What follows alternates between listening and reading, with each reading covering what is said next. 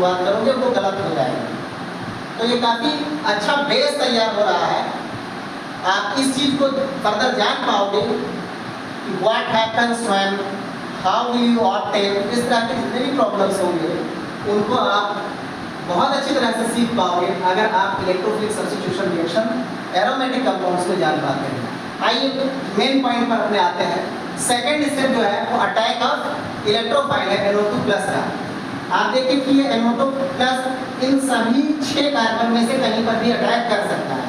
हम मान लेते हैं कि इस पर ये अटैक किया, तो जब यहाँ पर अटैक करेगा तो इसका पॉजिटिव चार्ज यहाँ तक के आ जाएगा। इस पॉजिटिव चार्ज तक जब यहाँ तक आ जाएगा, दूसरी चीज इस कार्बन की वैलेंसी बढ़ करके 5 हो जाएगी। आप यहाँ वैलेंसी देखिए 1 2 3 4 बॉन्ड्स लगे हुए हैं। कार्बन की वैलेंसी 4 ही होती है, ना 3 हो सकती है ना 5 हो सकती है।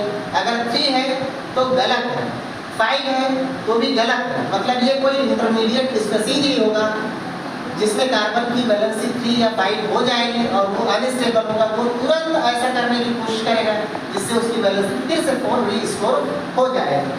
इसलिए आप NO2 जब इस पर अटैक कर रहा है तो वैलेंसी एक बढ़ने जा रही है, 5 होने जा रही है, इसीलिए तुरंत एक बॉन्ड टूट जाता है। और आप जानते हैं कि pi bond is weaker then the sigma bond, therefore it is the pi bond that get cleaves.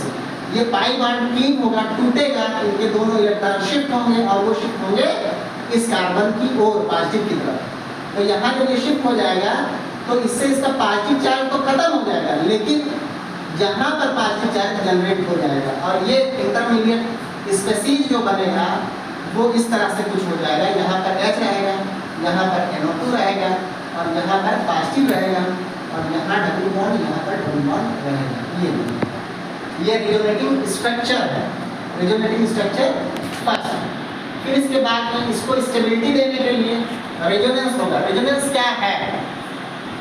Resonance actually होता है कि इलेक्ट्रॉन की शिफ्टिंग की वजह से पाई बॉन्ड का टूटना और पाई बॉन्ड का बनना, इलेक्ट्रॉन की शिफ्टिंग की वजह से पाई बॉन्ड का टूटना और पाई बॉन्ड का बनना, इसमें कोई एटम ट्रांसफर नहीं होता। आप देख लीजिए यहाँ पर क्या होगा, जब रिजोनेटिंग स्ट्रक्चर बनाएंगे तो इसमें पाई के ये वाला पाई बॉन्ड है, इसमें 2 इलेक्ट्रॉन लगे हुए हैं, ये दोनों इलेक्ट्रॉन अपने प्लेस को छोड़ करके दूसरी जगह पर चले जाएंगे। तो इस तरह से एक नया पाई बॉन्ड जनरेट हो जाएगा। तो ये पाई इलेक्ट्रॉन शिफ्ट होकर के दूसरी जगह पर चला जाता है, ये रेजोनेंस कहलाता है।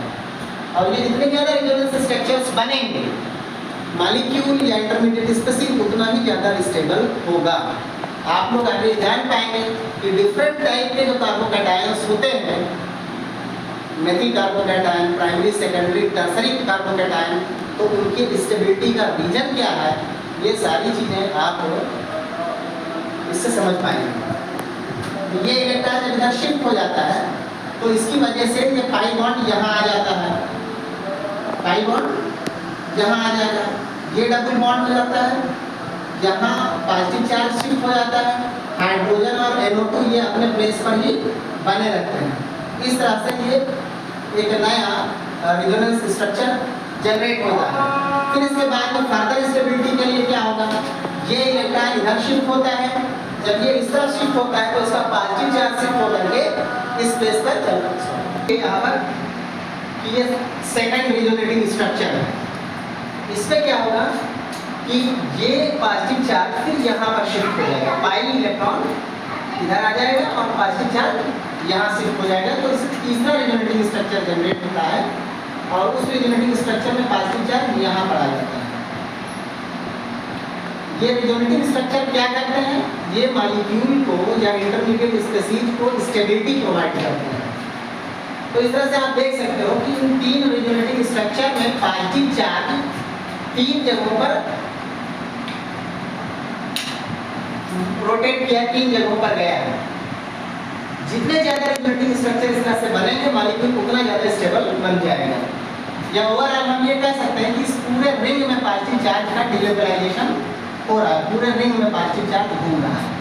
यहाँ पर H, यहाँ पर NO2, इस सब में आप ये देख सकते हैं कि पॉजिटिव चार्ज जहाँ जहाँ बना है वो यहाँ बना है। इस जगह पर डेल्टा पॉजिटिव लिख सकते हैं, इस जगह पर डेल्टा पॉजिटिव लिख सकते हैं, इस जगह पर डेल्टा पॉजिटिव। ये डेल्टा जो सिंबल है वो इंडिकेट करता है कि स्लाइड पॉजिटिव चार्ज, बहुत कम समय के लिए पॉजिटिव चार्ज जनरेट हुआ है। थर्ड स्टेप जो होता है वो क्या है, जैसे पहले आपको बताया गया डीप्रोटोनेशन। ये जो H यहाँ पर लगा हुआ है NO2 के अटैक करने से H को हट जाना चाहिए था, जो कि इस वाले स्टेप में नहीं हटा है। वो हाइड्रोजन अपने प्लेस को छोड़ देगा, वो अपनी जगह से हट जाएगा। तो थर्ड स्टेप जो होगा वो है डीप्रोटोनेशन।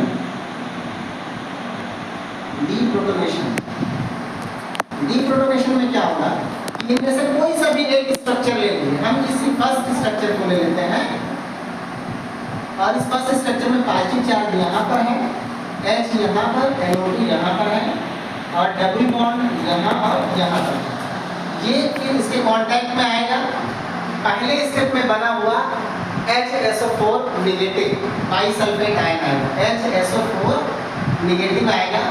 और यहाँ पर क्या होगा कि चूंकि ये पॉजिटिव है इसलिए ये ट्रांजिटरी स्पीशीज है और स्टेबल है, इसलिए ये अपना हाइड्रोजन अपना बॉन्ड अंदर की ओर शिफ्ट कर देगा और H+ बाहर से निकलेगा और ये जाके HSO4 पर अटैक कर देगा और इसका प्रोडक्ट इस तरह से बन जाएगा।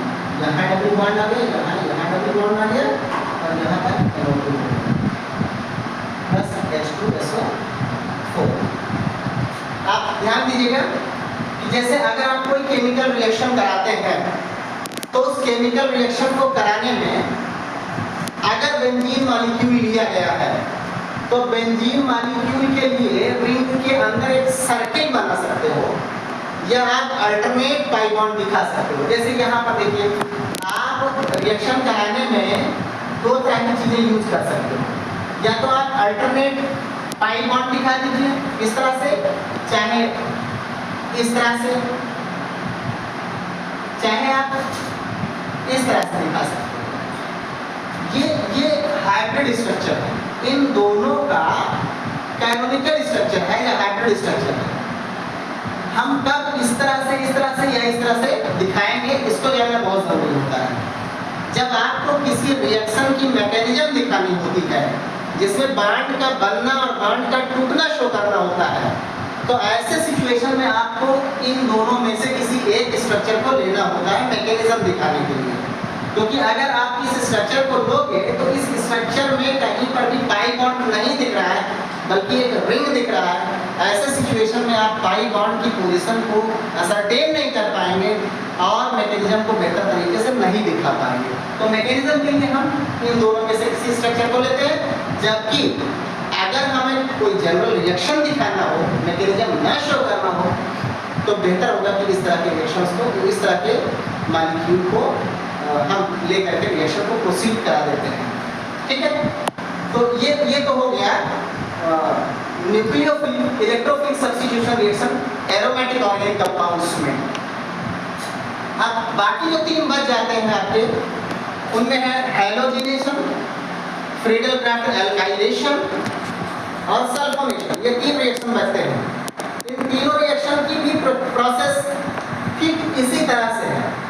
डिफरेंस जहाँ पे होता है वो सिर्फ इसमें है कि इनके इलेक्ट्रोफाइल को इस तरह के रिएक्शन से जनरेट किया गया है नाइट्रेशन में। अगर हम सल्फोनेशन कराते हैं तो उसका इलेक्ट्रोफाइल क्या होगा जो अटैक करने जाएगा और वो किस तरह से बनेगा। अगर हम हैलोजिनेशन कराते हैं तो उसका इलेक्ट्रोफाइल कैसे जनरेट करेगा और कौन होगा जो अटैक करने जाएगा। ऐसे ही हम फ्रीडल क्राफ्ट एसाइलेशन अगर करते हैं तो उसका इलेक्ट्रोफाइल क्या होगा, कैसे जनरेट होगा, कैसे अटैक करने जाएगा, इसमें डिफरेंसेस होते हैं। बाकी ये जो रिलेटिंग स्ट्रक्चर्स हैं ये सबके लिए कैसे होंगे, जैसे नाइट्रेशन अगर आप करा रहे हैं तो NO2 यहाँ पर आ जाएगा, सल्फोनेशन कराते हैं तो SO3 यहाँ पर आकर के अटैक करता है, SO3 आकर के अटैक करता है। अगर आप फ्रीडल क्राफ्ट एल्काइलेशन कराते हैं तो CH3 पॉजिटिव आकर के यहाँ अटैक करता है। अगर आप फ्रीडल क्राफ्ट एसाइलेशन कराते हैं तो CH3CO आकर के यहाँ पर अटैक करता है। बट ये बनेगा कैसे, इसको हम आपको बता दे रहे हैं। और आइए देखते हैं सल्फोनेशन प्रोसेस में उसका इलेक्ट्रोफाइल क्या होता है।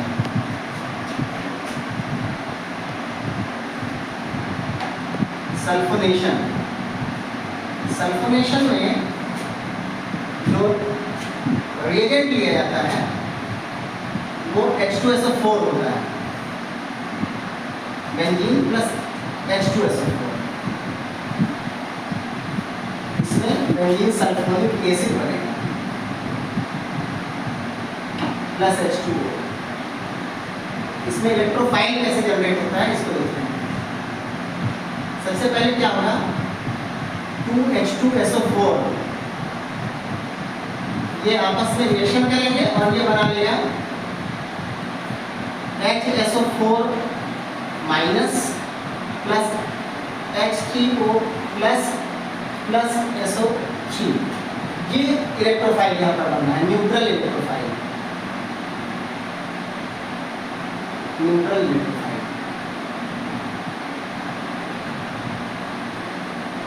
ये जाकर के अटैक करेगा, ये जाकर कैसे अटैक करेगा।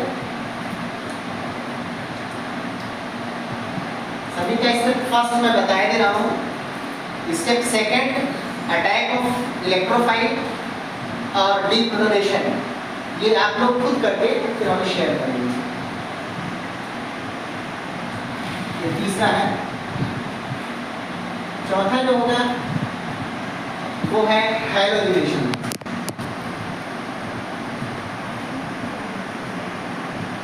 हैलोजिनेशन में इलेक्ट्रोफाइल कैसे करेंगे। इस बेंजीन है, इसका Cl2 से रिएक्शन होगा, ClCl लिख सकते हैं, ये एनहाइड्रस AlCl3 की प्रेजेंस में होगा। तो इसमें जो प्रोडक्ट बनता है वो क्लोरोबेंजीन होता है प्लस HCl। इसका स्टेप फर्स्ट देखिए क्या होगा, जनरेशन ऑफ इलेक्ट्रोफाइल। इसमें Cl single bond Cl plus AlCl3, इस तरह से Cl लिख सकते हैं।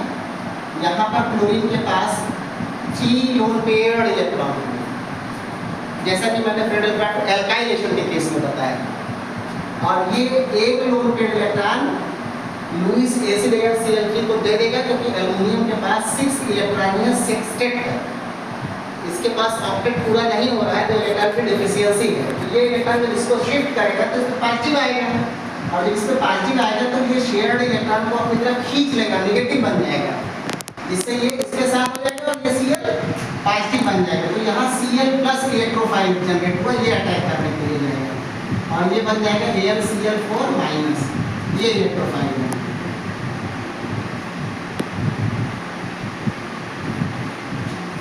ऐसे ही अगर हम पांचवें रिएक्शन पे आते हैं जिसका नाम है फ्रीडल क्राफ्ट एसाइलेशन।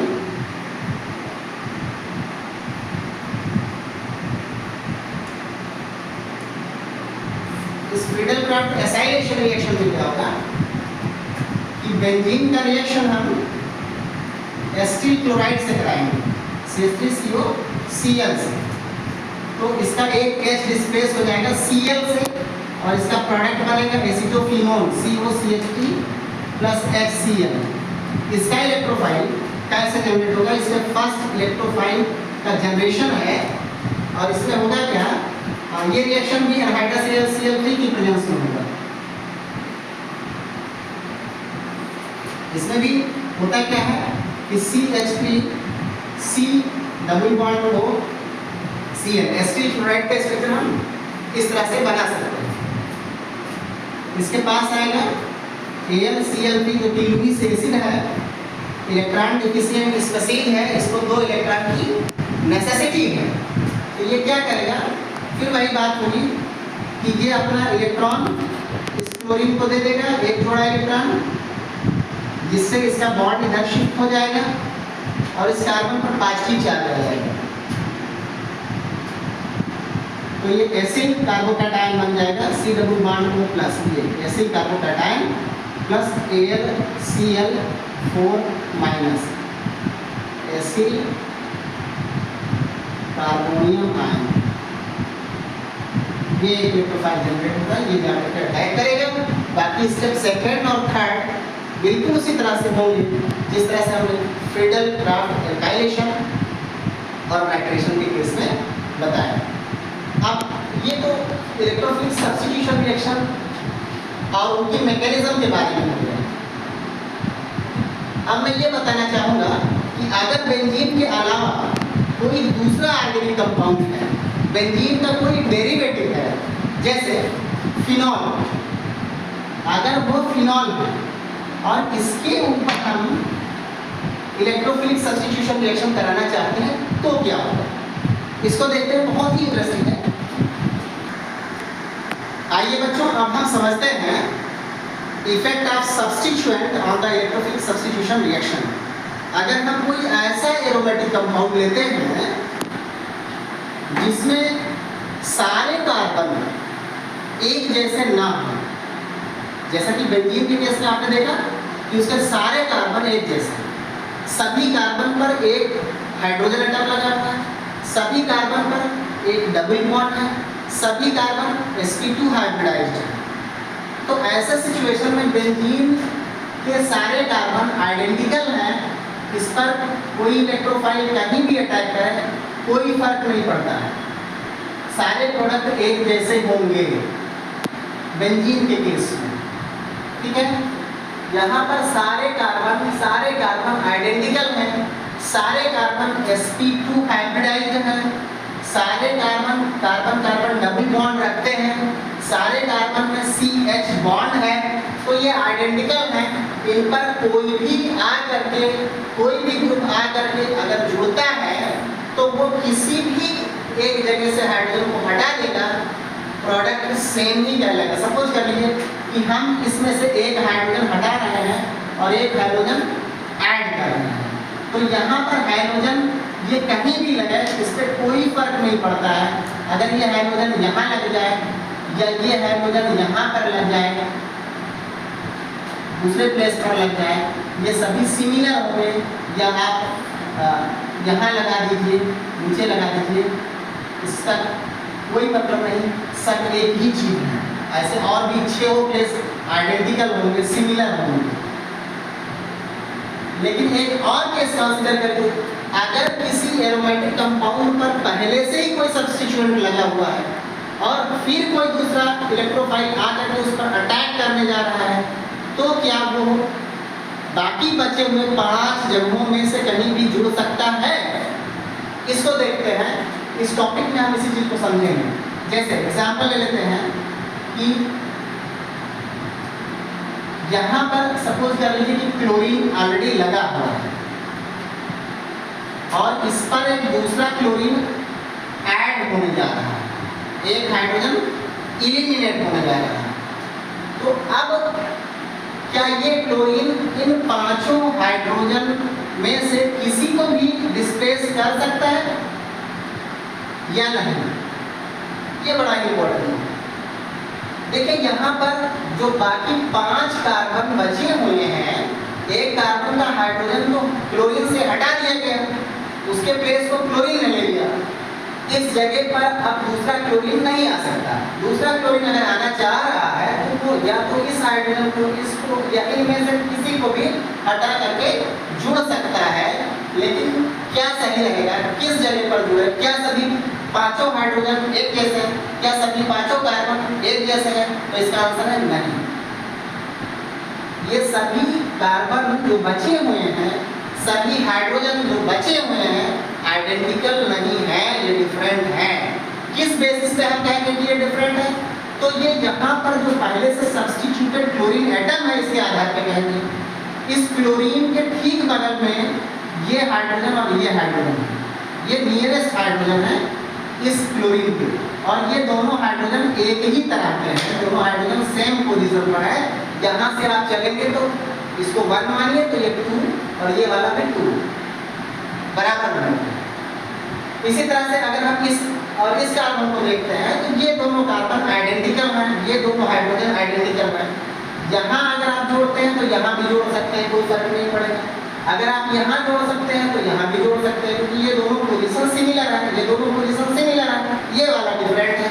तो टोटल जो टाइप बने हैं वो 3 टाइप के हाइड्रोजन बने।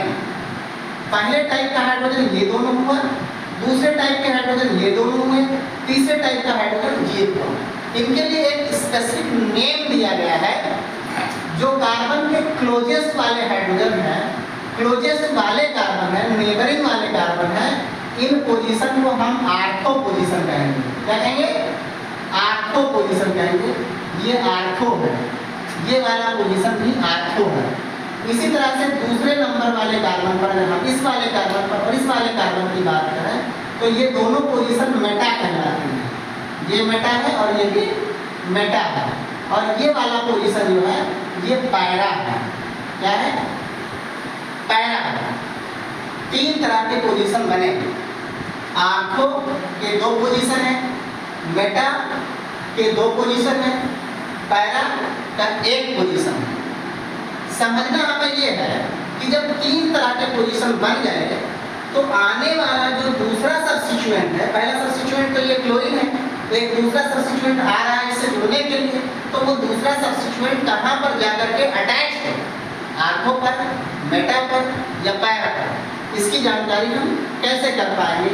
तो इसको जानने के लिए कि आने वाला कहाँ पर अटैक करेगा, आने वाला इलेक्ट्रोफाइल कहाँ पर अटैक करेगा, इसके लिए हमें पहले से लगे हुए atom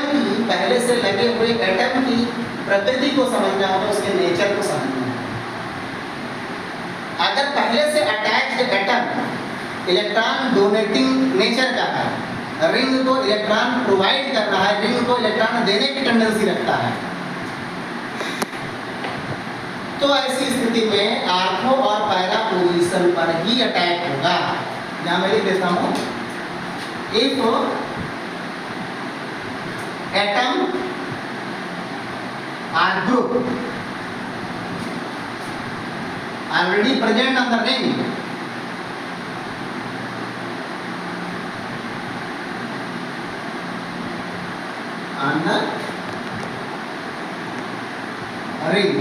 is electron donating group EDG, then incoming electrophile will attack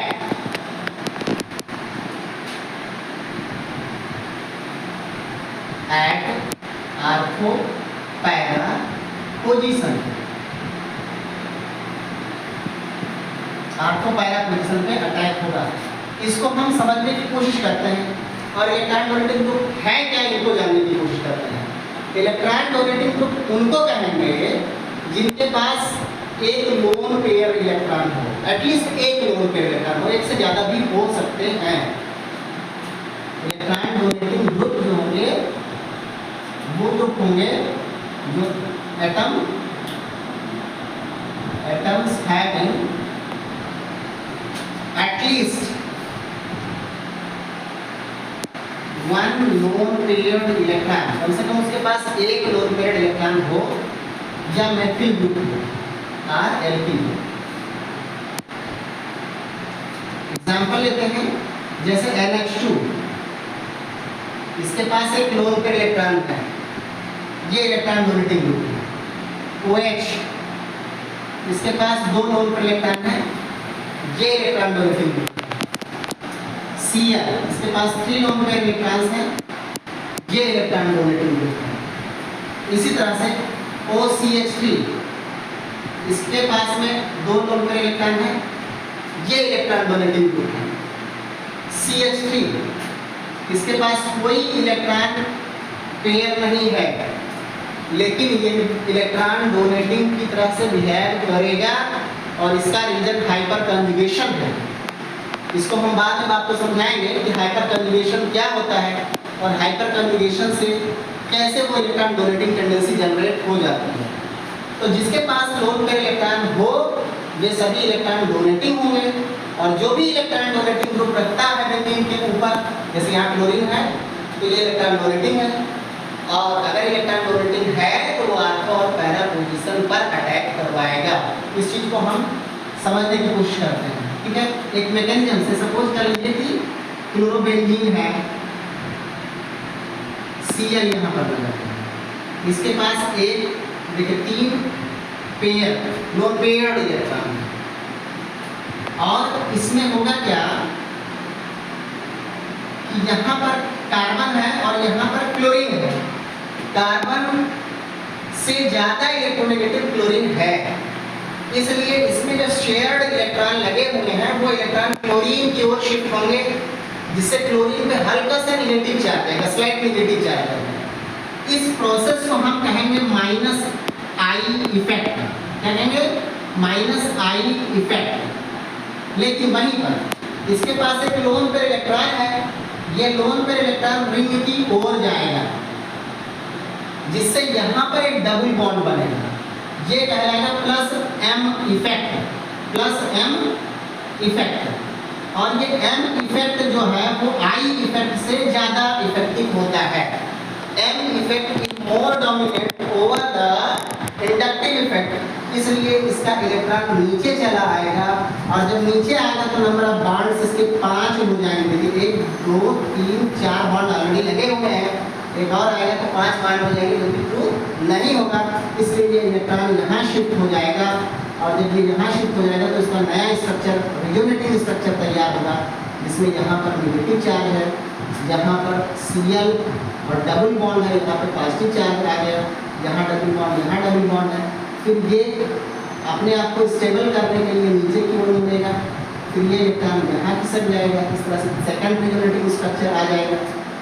Cl positive यहाँ पर है, यहाँ नया डबल बॉन्ड बना, यहाँ पर नेगेटिव, यहाँ डबल बॉन्ड है, फिर ये इलेक्ट्रॉन इधर शिफ्ट होगा, ये शिफ्ट होकर के यहाँ पर चला आएगा। और फिर इसके बाद में एक नया रेजोनेटिव स्ट्रक्चर बनेगा, जिसमें नेगेटिव चार्ज यहाँ पर होगा, डबल बॉन्ड Cl पॉजिटिव होगा इस जगह पर, और यहाँ डबल बॉन्ड, यहाँ डबल बॉन्ड होगा। तो इस तरह से आप देख रहे हैं 3 रेजोनेटिव स्ट्रक्चर जनरेट हुए हैं, फर्स्ट, सेकेंड और थर्ड रेजोनेटिव स्ट्रक्चर जनरेट हुए हैं। जबकि इसका जो रेजोनेंस हाइब्रिड होगा ये बड़ा ही इंटरेस्टिंग होगा। इस रेजोनेंस हाइब्रिड में आप ये कह सकते हो कि पूरे रिंग में नेगेटिव चार्ज घूम रहा है, पूरे रिंग में नेगेटिव चार्ज घूम रहा है। स्पेशली इस पे नेगेटिव चार्ज जो आया है वो कहाँ कहाँ पर आया है, तो आप देखेंगे कि इस आर्थो पोजीशन पर, इस आर्थो पोजीशन पर और इस पैरा पोजीशन पर। इसलिए जब भी कोई इलेक्ट्रोफाइल, वही 5 इलेक्ट्रोफाइल, हैलोजिनेशन में, नाइट्रेशन में, सल्फोनेशन में, फ्रीडल-क्राफ्ट एल्काइलेशन और एसाइलेशन में जो इलेक्ट्रोफाइल जनरेट होते हैं, जिनको मैंने बताया, अगर वो इन पर अटैक करने के लिए आएंगे तो ये कहाँ अटैक करेंगे?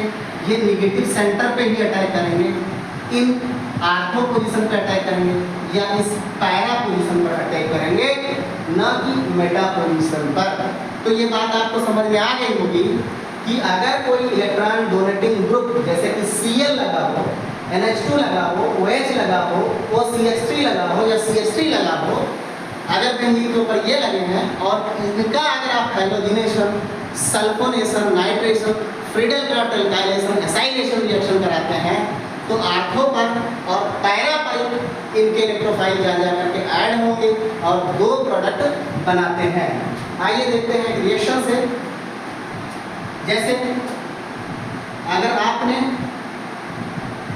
क्लोरोबेंजीन ले लिया और इसका क्लोरीनेशन करा दिया, Cl2 एनहाइड्रस AlCl3, तो इसके 2 प्रोडक्ट बनेंगे। Cl प्लस आएगा, अटैक करेगा, लेकिन आर्थो पे और पैरा पर ही अटैक करेगा, मेटा पर नहीं जाएगा। क्यों नहीं जाएगा? क्योंकि मेटा पर नेगेटिव चार्ज नहीं बना था। तो इसका जो प्रोडक्ट बना वो एक प्रोडक्ट इस तरह का हो गया, Cl जो पहले से था वो वही रहेगा, एक यहाँ पर आकर के मिल जाए, चाहे इस तरह मिल जाए चाहे इस तरह मिल जाए, और एक जो बनेगा वो इस तरह से हो जाएगा, Cl यहाँ और यहाँ। इसका नाम है आर्थो डाइक्लोरोबेंजीन और इसका नाम है पैरा डाइक्लोरोबेंजीन। इसका नाम है आर्थो डाइक्लोरोबेंजीन और इसका नाम पैरा डाइक्लोरोबेंजीन है। आर्थो और ये पैरा डाइक्लोरोबेंजीन। एक बात आप लोगों को ये नहीं मैं बता दूं कि इन दोनों में से ज़्यादा कौन बनेगा, तो आप पाएंगे कि पैरा डाइक्लोरोबेंजीन जो है ये मेजर प्रोडक्ट होगा, ये ज़्यादा बनेगा, ये स्टेबल होगा।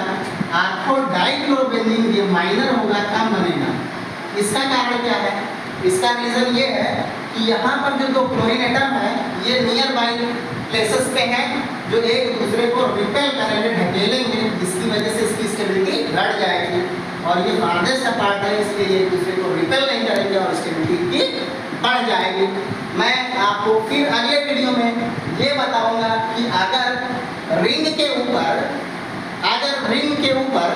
इलेक्ट्रॉन विथड्राइंग ग्रुप जुड़ा हुआ है, ऐसा ग्रुप जुड़ा हुआ है जो रिंग से इलेक्ट्रॉन खींच रहा है, तो ऐसे सिचुएशन में आने वाला इलेक्ट्रोफाइल किस प्लेस पर अटैक करेगा, इसको हम आपको फर्दर शेयर करेंगे।